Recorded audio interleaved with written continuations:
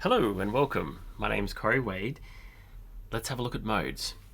Now, you probably know that there's a major and a minor. This idea that we have happy chords or happy scales, happy sounds, and sad and melancholic. But did you know that there's actually a brighter major collection of notes and a darker major collection? And even with the minor, there's a brighter minor and a darker minor. Welcome to the conversation and the world of modes. So let's have a look at this. I'm going to explore modes through what's known as relative modes today. We can have a look at it through parallel modes, but relative modes is an easy way for us to hack in and see patterns. So future videos will be looking at relative and minor together, but let's just have a look at relative. Relative means that we take a collection of notes, keep the same collection of notes, and just rearrange the tonics so that our home key is a different home key. So in this collection, all white notes, the home key is C. In this collection, the home key is D and E and F and G and so on, all the way back up to our original starting point. And so each of these collections actually give us some very different emotional tools to work with. And so the major scale that you know is known as the major mode, but we even have a name for it. It's called the Ionian mode, but there is actually a brighter mode. So if we rearrange this collection and put F as our home, this is known as Lydian. You can see the software up there picking that up. That's called the Lydian. So you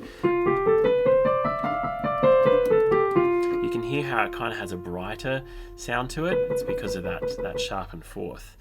And so we have Ionian in the middle, the one that you probably know, Lydian, the one we just explored, and there's a darker mode as well, known as Mixolydian.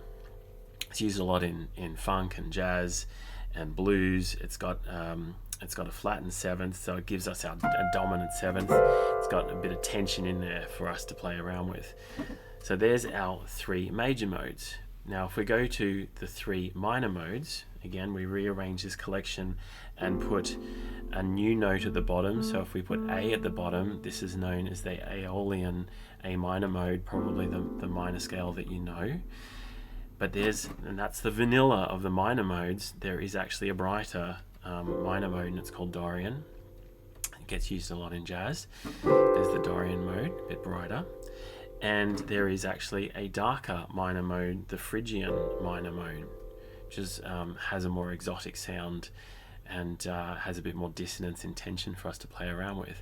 So we have three majors, three minors. The one that we know is the vanilla in the middle of the major and the minor, and there's a brighter and darker of each of those. So that's 6 modes, but there's actually a 7th mode for us to play around with as well. Most music doesn't use this mode purely, it goes in and comes back out again because it's so dissonant. And this last mode is named after Loki. It's very edgy and dissonant, and it doesn't have a lot of a restfulness for us because the core element, the core chord at home is a diminished chord, so there's not a lot of comfort sitting on a diminished chord. And so there you have it. So we have 7 modes to start with. There's so many more than that, but 7 fantastic ways to kind of step into the emotional landscape of moods and modes. We have the 3 majors, the 3 minors, and the diminished mode. These are all called the modes of the major scale. So it's self-referencing itself, but there you have it. So I'll just quickly move through it. C, Ionian. D, Dorian. You can see the software picking it up.